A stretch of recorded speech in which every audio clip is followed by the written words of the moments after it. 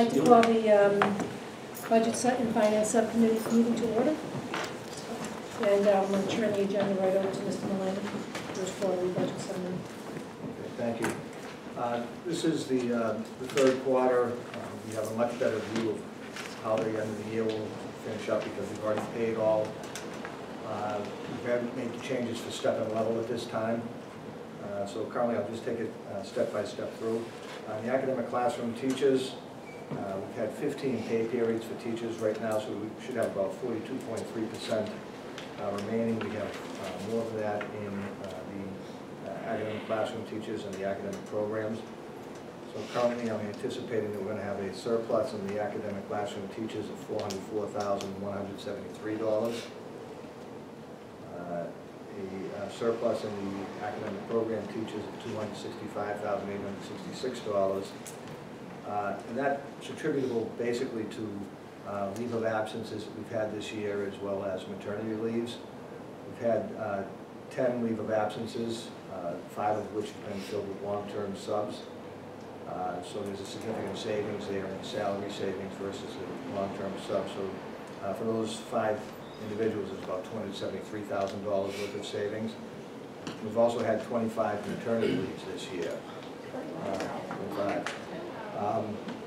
And what basically happens there is typically they'll take the full 12 weeks off. 6 can be for the Family Medical Leave Act. 6 will be covered by their sick time. The remaining 6 weeks are typically unpaid. So there's a considerable amount of about $11,000 per individual at that point. So that was about $300,000 savings. So that's where those savings came from. More than in prior years, and I always like to say I prefer not to budget for it because if it happens, it's great. We can do something with it later. If we try and budget for it every year, we get cut short at the end of the year. And I do have places that I'm going to direct you to later. We have some soft spots in the budget. For the longevity, we're anticipating a $100,000 deficit in that. A couple of years ago, we cut that line significantly, about $150,000. It's made up of 2 parts. One, the teacher longevity, and then also there used to be the Lexington plan. It was a significant amount. It was $15,500 paid out over 3 years. And what happened was that the teacher would turn in 30 sick days and they'd get on the longevity plan B. Now what happens is, well, some people still go on it. A typical retiree will get 30 sick days, which works out to be about the same $15,000. So we're anticipating 10 retirees, and we're going to need the additional $100,000 to make sure we have $150,000 more or less to pay those out.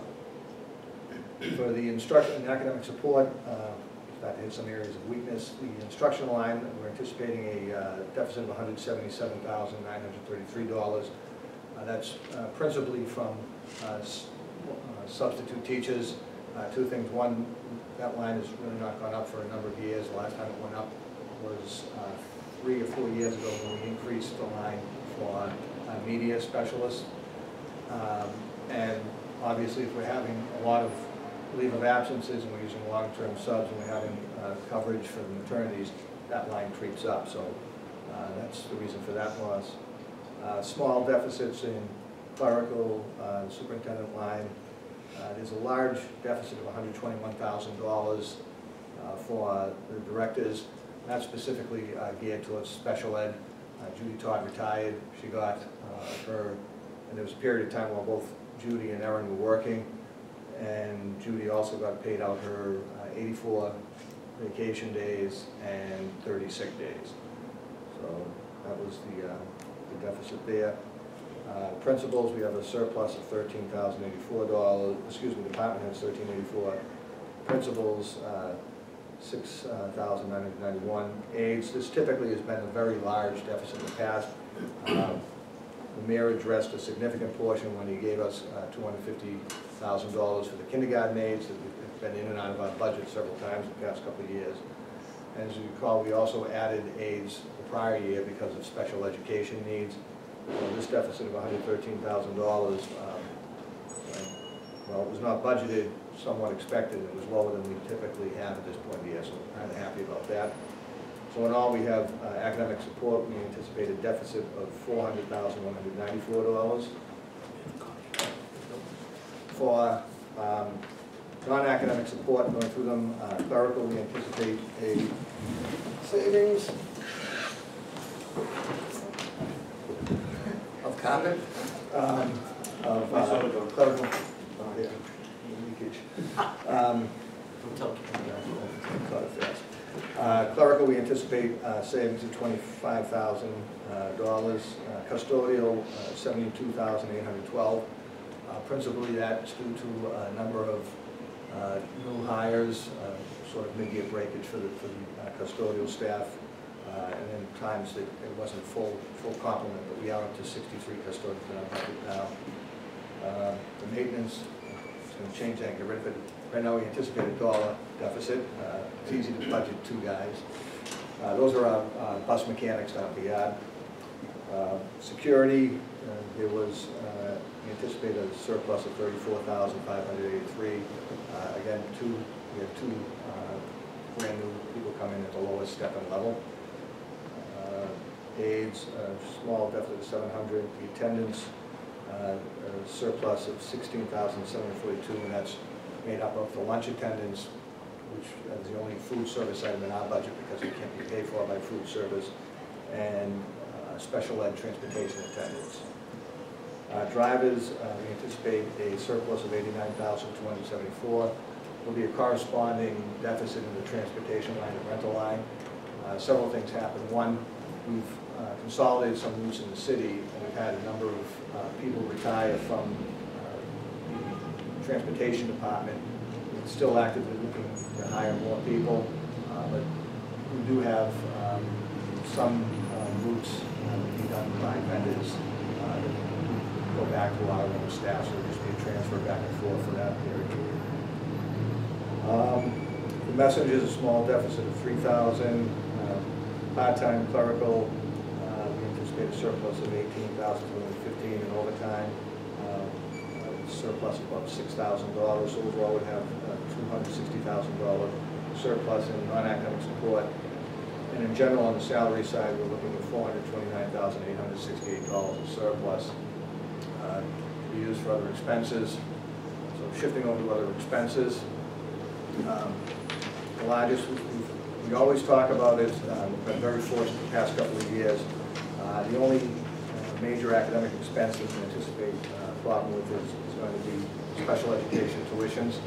There are a net 6 new students out right now. And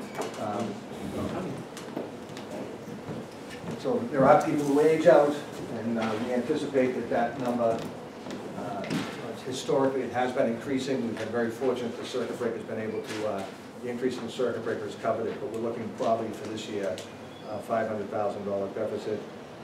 The supply line, we're anticipating holding back $25,000, principally because we know the professional discretionary line is going to be more than was budgeted for. There are more teachers, they're getting the $400, and they're more vigilant about getting, they can get in the applications 3 times a year. So in general, we're looking at about a $500,000 deficit from that line. Fuel oil, $5,000 surplus. Natural gas, we're anticipating a need of about $75,000. Electricity, we've talked about this a lot. We've been having a difficult time quantifying it. We've had most of our buildings, and a lot of our buildings have had Solar City solar panels put on them, and we have yet to receive a bill from Solar City. We have seen a decrease in the amount that we've been billed from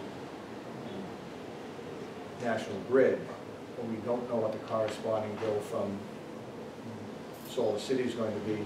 I've been in discussions with the maintenance department. They have Shelley Dean over there, Walter McDonald, as well as the solicitor's office on the city's side, who's handling a lot of the legal work on this. And the general consensus is there should be significant savings. Safely to say 300, we're actually hoping for a little bit more than that. But we're very confident that that money will be available to address other shortfalls. If you go down again to transportation, I mentioned before, more children being tuitioned out means more rides. Those are very costly, as well as the other routes that were picked up in the city. Legal, we anticipate there should be a $20,000 surplus. And just going by, we're looking at which items that we haven't expended yet, so we're trying to pick up as much surplus as possible. Gasoline, $20,000. We don't have as many drivers, we don't have as many vehicles on the road, so we should have that. $6,000 savings in postage. The pension line item, that was for some pensioners who apparently shoveled snow during World War II. And that was the only real employee benefit in our system. The last of the pensioners, unfortunately, is deceased, so there's no more payments on that. Balance in uniform, 700. The dues, 7,197, and the insurance, you have 7,000. So we should have surplus of $72,000 in the non-academic expenses. Overall deficit on the expense side, $427,282, which is slightly less than the surplus on the salary side. And we're also in a situation if, for some reason, the electricity doesn't come through as healthy as we want, or healthy we can address other issues, but we still got a significant amount in supplies and techs. We're pursuing items that we want now, but if we have to, we can hold off on those and go into the next budget year. One of the things we definitely don't want to do is there's a $200,000, $20,000+ middle school science purchase that's being made. And if it has to be done over time, they're willing to do it with us. We'd like to get it in this year in this budget. And from the looks of it, I think we'll be able to. So that's where we stand in the budget right now. We're still within budget, and I think we're comfortably within budget. And should make them there happy, I hope. Anybody have any questions for Mr. Mullaney?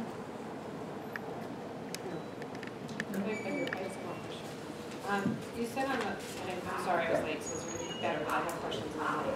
You said on the, right when I came in, custodial line, you said that we have new hires, is that right?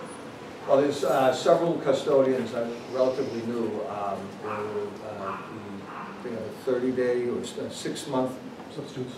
6-month substitute. So when they first come in, they come in at a very low rate. And we've had some turnover among that group. I don't know if Kevin 6 to said. 7 of them. The budget line is what is it? Yeah. The number of FTEs. The FTEs. percent. We didn't increase Yeah. the FTEs in the budget. No, I understand, it just was, if you mentioned a couple of other ones too, so was it also transportation that you're not able to find? Correct. So custodians, you have about 6 that transitioned from temporary to full-time, Correct.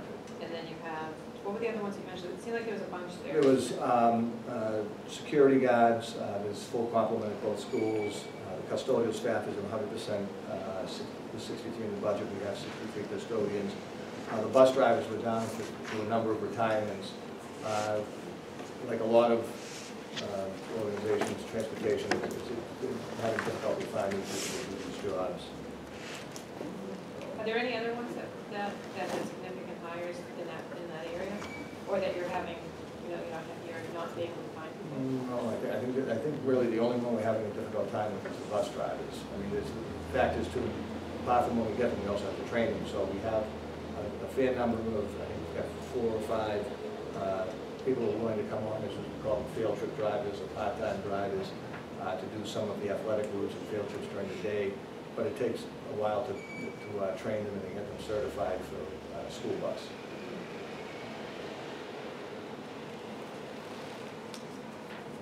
And then on the line item on the expense side, the 500,000, what did you say that was for? There's a net new 6 individuals right now who are tuitioned out. Students. I think later on, probably during the budget, we will show you, like, sort of graphically, we've had an increase in the number of students outplaced over the years. It's getting higher and higher. And that's all the transportation, so that's the The number. transportation is part tied into that and part tied into the reduction of routes in the city. Yeah, I just like to see that breakdown, because maybe at least a clear breakdown of those numbers for special education subcommittee. Sure. Sure. Anyone else? I have a couple of questions, Jim. On the director's line, I mean, I think both Erin and Judy, did Judy stay after June 30th? Yes. Oh, she did. How long did she stay for? September, October, I think. Oh, really? Oh, I didn't know that. Okay. And so you feel like this line would have been would have been enough? Oh, yes, yes, and then going into next year's budget, we'll have just the one salary in it. The Solar City issue, did you have quotes for that, so you'd sort of know? No. We didn't have quotes from the beginning of that whole project? Well, we knew what they were going to be selling, the rate that they were going to be selling us the electricity back. It was sort of one of those, it's going to be, over time it would pay off more. I really don't know. I think there's some legal issues with it. I think we're finding the work that the solicitor's done has gotten that amount that they're going to be charging us down significantly. And then there's a problem with the metering, I think. So we have yet to pay them a single bill. We've yet to receive an invoice from them. It's a scary place to be. The prior year, we have money already encumbered from the prior year to take care of that. And we'll have money encumbered from this year to take care of anything, so. Okay, and it's pretty remarkable that the deficit and the, what do you call the overage? The Surplus and the deficit are Again, almost always exact, Jim, so I don't quite know how you do it. I would turn off the spigot to the schools and make everybody unhappy and they wouldn't like me anymore, but, like I said, if we're keeping an eye with, if we look at that supply line. Thank you I very much. appreciate that. Can I ask you a question, too? On the Solar City piece, separate from budget, maybe that's something that we should put into facilities, just to have an explanation. When you get to the point that you can tie it all up, so you can explain it, so the city side can explain it to us, is how it's all working. I realize it's going through some legalities and some issues there, but because it's something that we're trying to budget for, and I think it sounds like we're going to be okay with it, but it might be something that we want to kind of to report to committee on, just to be able to understand going forward how we can budget for it, be aware of how it works. And this may already be in policy. Do we have a policy looking at hiring practice? You put that as policy? Hiring practices? Yeah. I think so, because it just brings up some issues that when I see these new positions that weren't advertised. And in my heart of hearts, would like all Quincy residents to have access to all of these positions that are not, I don't want to say non-professional, the non-licensed positions, excuse me. We certainly hope the drivers have licenses, different type. Different type of license, but I would like to just see that back in the policy. But I'm very good, thank you very much, good job. Thank you all. Make this easier. Motion to adjourn?